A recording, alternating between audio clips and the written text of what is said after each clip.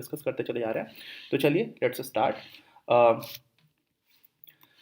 व्यष्टि अर्थशास्त्र में अपना तीसरा चैप्टर उत्पादन तथा लागत, प्रोडक्शन और कॉस्ट। थोड़ा बहुत हम लोग इंग्लिश और हिंदी दोनों को देखते हुए चलेंगे, दोनों ही मीडियम के बच्चों को भी समझ में आएगा और दोनों के लिए इंपॉर्टेंट भी है दोनों तरह से समझना, क्योंकि कई बार हिंदी में अच्छी समझ बनती है लेकिन कई बार इंग्लिश के टर्म्स भी हमारे लिए यूजफुल हो जाते हैं। अच्छा, तो प्रोडक्शन फंक्शन क्या होता है, ये है पहली बात।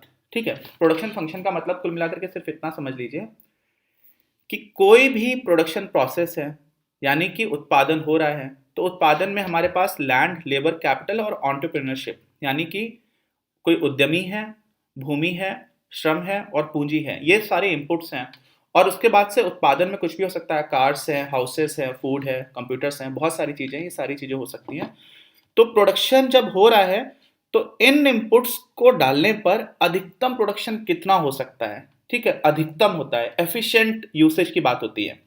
तो जो अधिकतम प्रोडक्शन हो सकता है वो जो फंक्शन बता रहा होता है, फंक्शन को एक मशीन समझ लीजिए, यहां से आपने इनपुट डाला और इस साइड से आउटपुट निकल गया, एक वॉशिंग मशीन है गंदी, इसको हम लोग बोल देंगे प्रोडक्शन फंक्शन, उत्पादन फलन। ठीक है, इसमें जो इंपॉर्टेंट बात है, उत्पादन एक्स, कोई एक्स वस्तु है, एक्स को कार मान सकते हो, घर मान सकते हो, कुछ भी मान सकते हो, और function of labour and capital. अब हम लोगों ने लेबर और कैपिटल ही सिर्फ यहां पर क्यों लिया है, क्योंकि हम लोग सरलीकरण पर ध्यान दे रहे हैं, सिंप्लीफिकेशन पर ध्यान दे रहे हैं। दो इनपुट्स की हमने बात की, एक लेबर हमारा इनपुट हो गया, दूसरा इनपुट हमारा कैपिटल हो गया। ठीक, अच्छा, अगली बात जो आती है वो आ जाती है वस्तु का उत्पादन और श्रम और पूंजी, ये तीन चीजें ही हम लोगों ने ले रखी थी। एक हमारा क्यूएक्स जो है वो आउटपुट आ रहा है, एल और के ये इनपुट्स हैं। ठीक, इसमें इंपॉर्टेंट बात जो सबसे ज्यादा थी वो यही है, यहाँ क्यूएक्स वह अधिकतम उत्पादन है, मैक्सिमम पॉसिबल प्रोडक्शन है। जो एल और के हमने डाला तो हमें क्यूएक्स मिला। इसको उदाहरण से समझ लेते हैं। देखिए ऐसा है, आराम से समझिएगा। अगर मान लीजिए एक इंसान है, वो खेती कर रहा है और उसके पास 2 बीघा जमीन है, तो अगर वो सही से मेहनत करता है तो 2 कुंटल गेहूं बना सकता है, लेकिन अगर उसने सही से मेहनत नहीं की तो 1.5 कुंटल ही गेहूं बनेगा। तो हम लोग जब प्रोडक्शन फंक्शन की बात करेंगे तो हम लिखेंगे फंक्शन ऑफ 1, लेबर की जगह 1 आ गया, कैपिटल की जगह 2 कर दीजिए आप, 2 बीघा अगर जमीन है तो आपका जो प्रोडक्शन आउटपुट आएगा वो 2 मानेंगे, ना कि 1.5। क्यों? क्योंकि हम हमेशा मानेंगे कि जो मैक्सिमम कर सकता है, जो अधिकतम आउटपुट दे सकता है वो होगा। ठीक, अच्छा, हेलो आंचल, प्रिंसेस आर्या, ठीक, आपका क्वेश्चन आंसर कर दिया ना कि हम लोग स्टेट बोर्ड्स के लिए भी इसको काम कर रहे हैं। एनीवेज, अब देखिए, ये जो अभी ग्राफ आपको स्क्रीन पर दिख रहा है, ये ग्राफ बहुत इंपॉर्टेंट है, लेकिन इसको हम लोग लास्ट में डिस्कस करेंगे। ठीक, और ये ग्राफ है किस बात के लिए, अल्पकाल के लिए, शॉर्ट रन के लिए।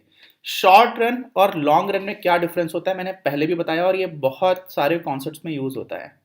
शॉर्ट रन और लॉन्ग रन, शॉर्ट रन का सिर्फ इतना मतलब है कि कम से कम कोई एक ऐसा फैक्टर है, कोई एक ऐसा कारक है जिसको आप परिवर्तित नहीं कर सकते। फिर से समझिए, क्या क्या कारक हो सकते हैं, लैंड हो सकती है, लेबर हो सकता है, कैपिटल हो सकता है, इनमें से या और भी जो कारक है वो हो सकते हैं, इन्हीं के फॉर्म्स में मेनली हो जाते हैं, एंटरप्रेन्योरशिप भी है वो भी हो जाती है।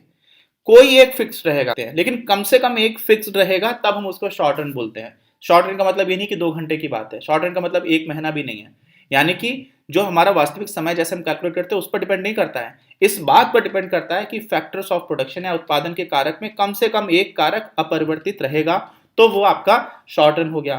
तो लॉन्ग रन क्या हुआ, लॉन्ग रन तो बहुत आसान है, लॉन्ग रन हो गया कि जब एक भी कारक, एक भी फैक्टर कांस्टेंट नहीं रहेगा, सब कुछ बदल सकता है। लॉन्ग रन में सब कुछ बदल जाता है ना, इंसान बदल जाता है लॉन्ग रन में।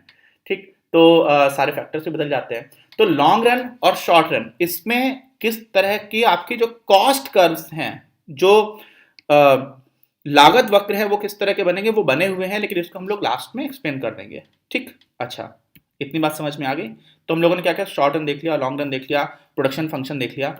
अब हम लोग चलते हैं लॉ ऑफ मार्जिनल यूटिलिटी पर, नहीं प्रोडक्ट पे।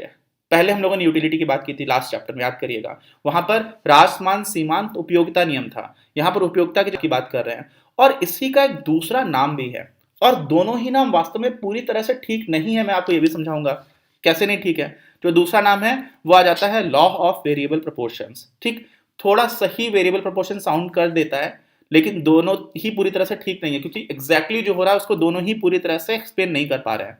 क्या बोला मैंने, समझिए, इन दोनों पर प्रश्न बनता है हमेशा। ह्रासमान सीमांत उत्पाद का मतलब क्या हुआ, जैसे हमने खेत वाला एग्जांपल ले रखा था, कोई एक किसान था, 1 बीघा जमीन, 2 बीघा उसके पास जमीन है, ठीक है, 2 बीघा जमीन, एक बहुत पुरानी मूवी थी, हिंदी मूवी भी, 2 बीघा जमीन नाम से। 2 बीघा मूवी है, सॉरी 2 बीघा जमीन है और एक किसान काम कर रहा है।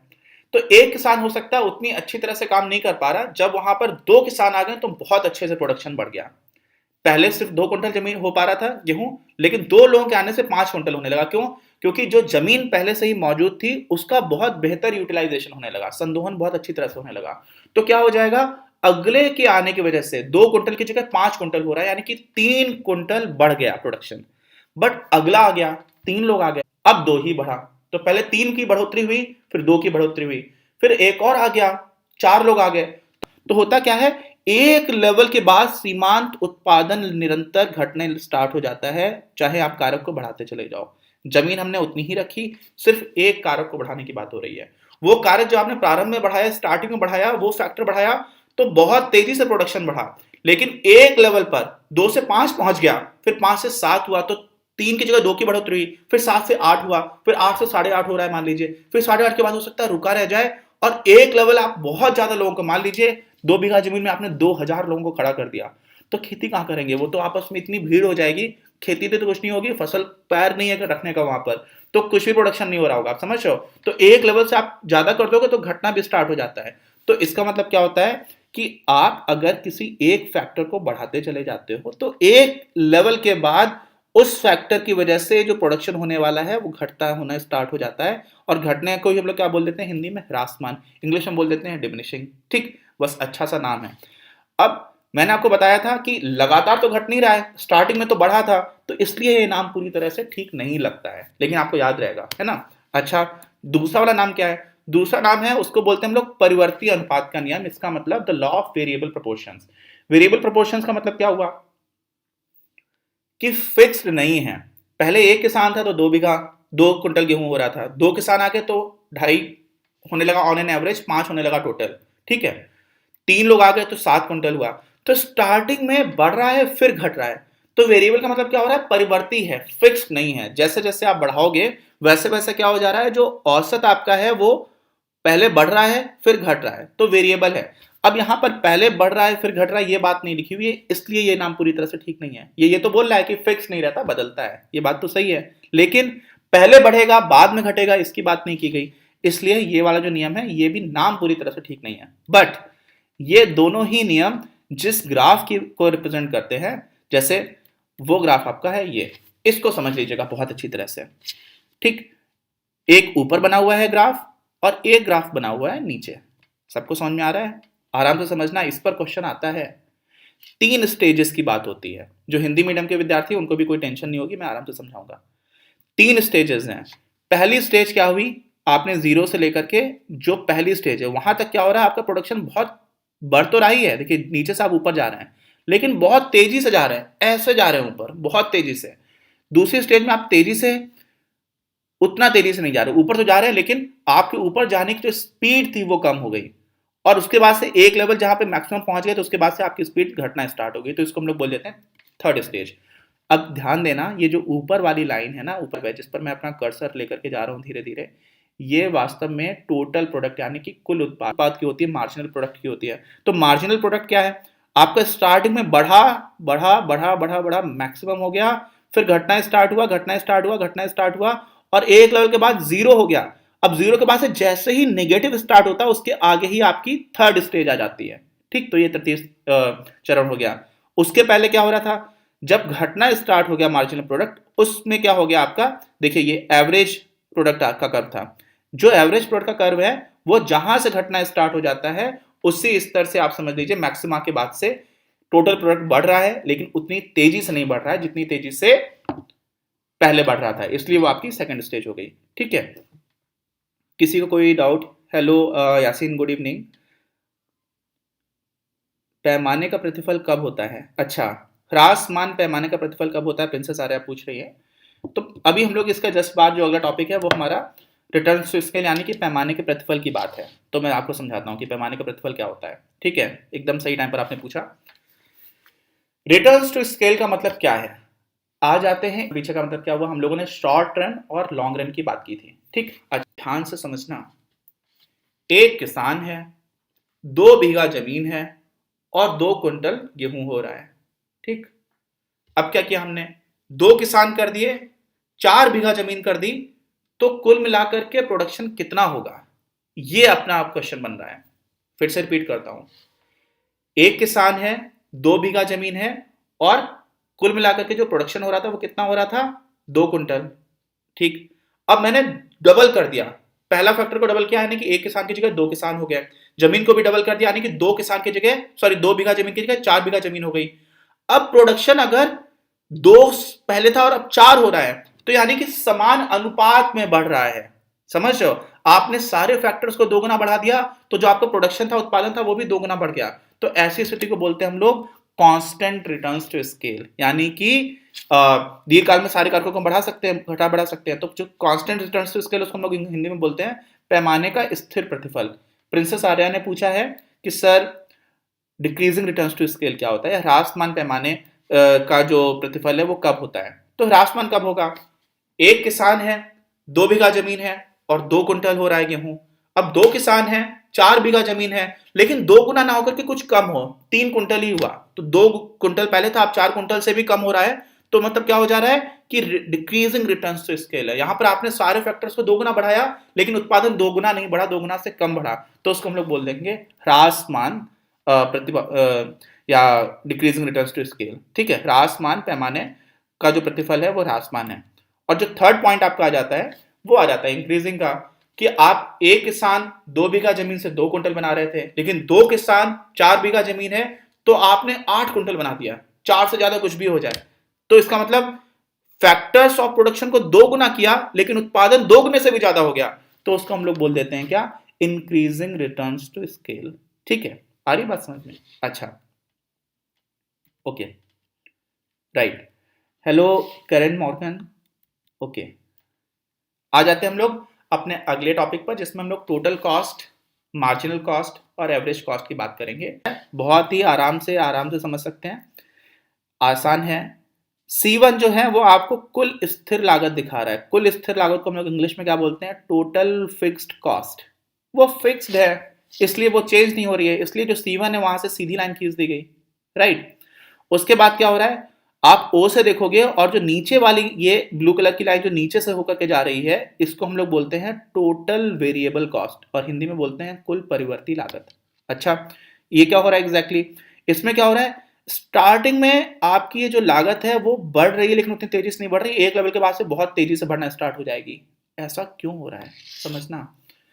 हम लोगों ने टोटल प्रोडक्ट की बात की थी, अभी कुल उत्पाद की बात की थी। कुल उत्पाद में क्या हो रहा था, प्रारंभ में तो बढ़ रहा था तेजी से, उसके बाद से बढ़ रहा लेकिन उतना तेज नहीं बढ़ रहा था, और एक लेवल के बाद से घटना स्टार्ट हो जाता है। तो घटना स्टार्ट होने से पहले वाली यानी कि सेकंड स्टेज तक की अगर हम बात करेंगे, तो प्रारंभ में हमने जब भी एक नए इंसान को लगाया या किसी एक नए फैक्टर को लगाया, तो उसकी जो कॉस्ट है वो ज्यादा नहीं पड़ रही होती। क्यों? क्योंकि उसका उत्पादन ज्यादा हो जाता है, और उत्पादन ज्यादा हो गया तो ऑन एन एवरेज अगर आप देखोगे, यहां पर हम लोगों ने नीचे क्या लिखा हुआ है, निर्गत यानी कि आउटपुट। तो अगर आप पर यूनिट के हिसाब से देखोगे तो शुरुआत में कॉस्ट बढ़ेगी लेकिन उतनी तेजी से नहीं बढ़ेगी, बट एक लेवल के बाद से बहुत तेजी बढ़ना स्टार्ट हो जाएगी। तो वो हमारी क्या हो जाएगी, वेरिएबल कॉस्ट। वेरिएबल कॉस्ट और स्थिर लागत में क्या अंतर है, मान लीजिए मुझे कार्स बनानी है, मेरे पास बहुत पैसा है, तो मैंने एक जमीन खरीदी, फैक्ट्री सेटअप की, तो फिक्स्ड कॉस्ट हो गई, चाहे एक भी लेबर उसमें काम करे या ना करे उतनी लागत तो लगी चुकी है। फिर मैं जैसे जैसे श्रमिकों को बढ़ा रहा हूं वो वेरिएबल कॉस्ट होगी, परिवर्ती लागत हो गई।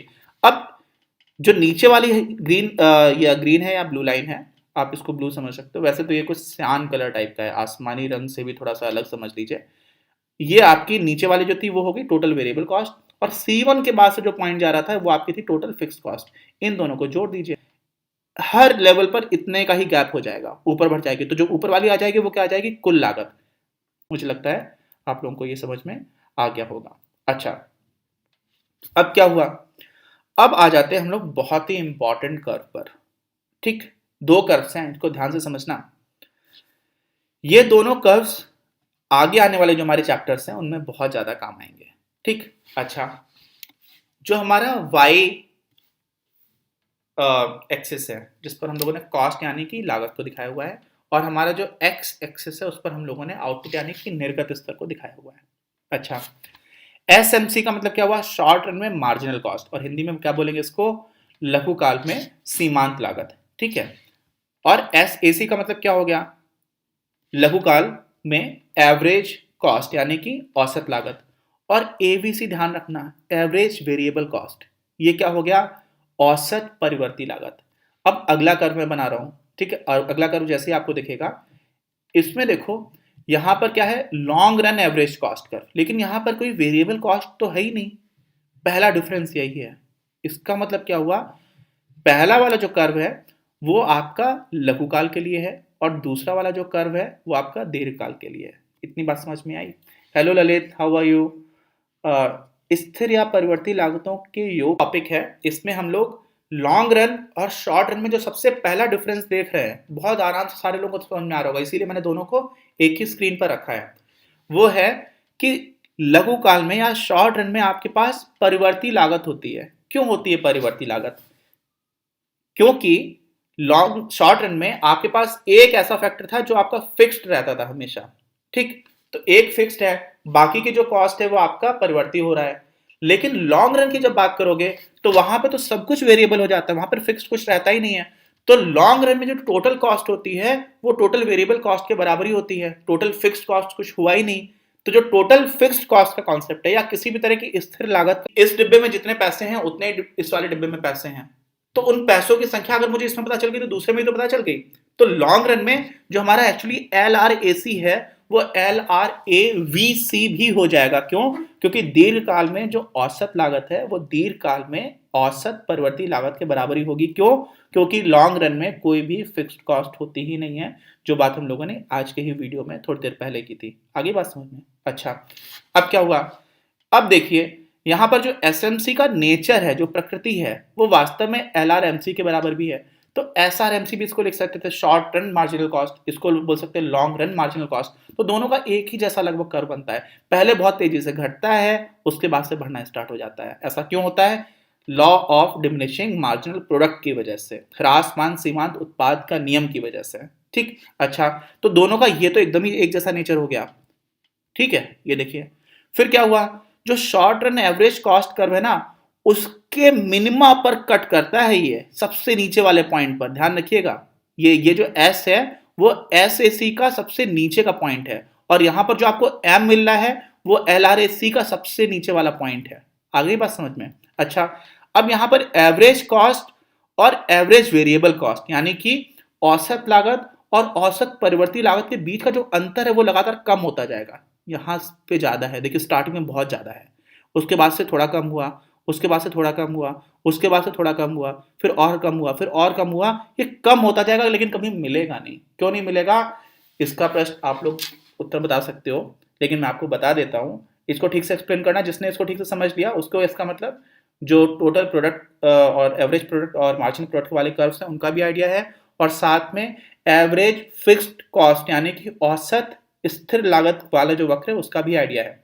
होता क्या है, ये क्यों गैप कम हो जा रहा है, ये गैप इसलिए कम हो रहा है जैसे जैसे आपका आउटपुट बढ़ रहा है ना, वैसे वैसे आपका एवरेज फिक्स्ड कॉस्ट कम होती चली जाती है। ध्यान रखिएगा, टोटल फिक्स्ड कॉस्ट उतनी ही रहेगी लेकिन औसत तो कम होता चला जाएगा ना उत्पादन बढ़ने के साथ। समझिए, मैंने एक फैक्ट्री लगाई, 1 करोड़ रुपए उसमें खर्च किया कार्स बनाने के लिए। 1 करोड़ में कुछ नहीं लगता वैसे, मान लेते हैं उदाहरण के लिए। अब मैंने पहली एक ही कार बनाई, तो जब एक ही कार बनाई तो औसत लागत मेरी कितनी हो गई, 1 करोड़ में आपने 1 से भाग दिया तो 1 करोड़ आ रही थी, यानी कि एवरेज फिक्स्ड कॉस्ट, औसत स्थिर लागत कितनी आ रही थी, 1 करोड़ रुपए, है ना। अच्छा, लेकिन अब मैंने 1000 कार्स बना दी उसी फैक्ट्री से, तो मेरे औसत क्या हो जाएगा, आप 1 करोड़ में 1000 से भाग दोगे तो आपको मिलेगा 10,000। यानी कि पहले 1 करोड़ हुआ करती थी, अब 10,000 हो गई, तो घट गई ना। लेकिन आप कितनी भी कार्स बढ़ा लो जीरो नहीं होगा, और जीरो नहीं होगा इसीलिए आपका एसएसी और एबीसी में गैप कम होता जाएगा बट कभी मिलेगा नहीं, ठीक है। अच्छा, कुल उत्पाद अधिकतम होता है सर, कुल उत्पाद अधिकतम होता है सर, आपका प्रश्न स्पष्ट नहीं हो रहा है, मतलब किस सेंस में आप अधिकतम की बात कर रहे हो। कुल उत्पाद तीन, अगर उत्पाद को हम लोग पढ़ते तो 3 तरह से पढ़ते हैं, एक आपका कुल उत्पाद हो गया, एक आपका सीमांत उत्पाद हो गया। कुल उत्पाद का जो अर्थ है वो क्या हुआ कि जमीन वाले उदाहरण में 2 बीघा जमीन है, एक किसान जब काम कर रहा है तो 2 कुंटल गेहूं बनकर के आ रहा है, तो जो मैक्सिमम बन सकता है वो हमारा प्रोडक्शन फंक्शन। अब 2 कुंटल आपका बन गया, एक और मैंने किसान बढ़ाया, तो उसमें क्या हो रहा है, अगले किसान के आने की वजह से 5 कुंटल बन जा रहा था हमारे उदाहरण में, इसका मतलब 3 इकाई बढ़ गया। तो यहां पर क्या हुआ, 3 जो बढ़ गया है वो हो गया आपका सीमांत उत्पाद, और कुल उत्पाद 5 रहा, औसत उत्पाद 2.5 रहा। तो कुल उत्पाद हो गया 5, सीमांत उत्पाद हो गया 3, और औसत उत्पाद हो गया 5 को आप 2 से भाग दे दोगे क्योंकि इस पर 2 किसान काम करे, तो हो गया आपका 2.5। तो एग्जैक्टली आप इन तीनों में देखोगे तो 5 सबसे ज्यादा है, लेकिन आपका जो प्रश्न है वो एग्जैक्टली स्पष्ट नहीं हो रहा। अधिकतम कब होता है सर? अधिकतम तब होता है जब मार्जिनल कॉस्ट या मार्जिनल प्रोडक्ट आपका जो है वो 0 हो जाता है। यहां पर मार्जिनल प्रोडक्ट की बात करेंगे। क्यों मार्जिनल प्रोडक्ट का मतलब क्या हुआ कि अगला किसान आ रहा है उससे कुछ तो बढ़ोतरी हो रही है। तो हमारे वाले उदाहरण में पहले 2 कुंटल था, फिर 5 कुंटल हुआ, फिर 7 कुंटल हुआ, फिर 8 कुंटल हुआ, फिर 8.5 कुंटल हुआ, उसके बाद से फिर घटना स्टार्ट हो गया। तो 8.5 के बाद घटना क्यों स्टार्ट हो गया? क्योंकि अगले किसान के आने से उत्पादन बढ़ नहीं रहा है, कम होना स्टार्ट हो चुका है। इसका मतलब जो सीमांत उत्पादन है, जो मार्जिनल प्रोडक्ट है अगले किसान का, फिफ्थ या में मान सकते हैं, वो 0 हो चुका है। तो जिस पॉइंट पर आपका मार्जिनल प्रोडक्ट 0 हो जाता है वहीं पर आपका कुल उत्पाद मैक्सिमम होता है। आई बात समझ princess Arya? Okay, good good good, ठीक है ठीक है। तो आज हमारा जो थर्ड चैप्टर था उसको हम लोगों ने बहुत ही जल्दी एकदम रॉकेट स्पीड से कंप्लीट करने की कोशिश की है। जिन लोगों ने पहले पढ़ा हुआ है उनको तो डेफिनेटली बहुत जल्दी से रिवाइज हो गया होगा, जिन्होंने नहीं पढ़ा हुआ है उनको भी सबसे इंपॉर्टेंट टॉपिक्स और किस तरह के प्रश्न आते हैं उसका आइडिया थोड़ा लगा होगा। डिटेल में समझने के लिए हमारा जो एप्लीकेशन है उसका अपने इसी वीडियो के डिस्क्रिप्शन में लिंक मौजूद है, उसको डाउनलोड करके आप उस पर काफ़ी सारा फ्रीली अवेलेबल कंटेंट भी है, बाकी कंटेंट भी अगर आप देखना चाहते हैं तो उसको आप ले सकते हैं। ठीक है, मिलते हैं हम लोग कल फोर्थ चैप्टर के साथ। कल संडे जरूर है लेकिन हम लोग कल भी इस क्लास को रखेंगे और फोर्थ चैप्टर हम लोग कल कंप्लीट कर लेंगे। Okay, all the best, thank you everyone.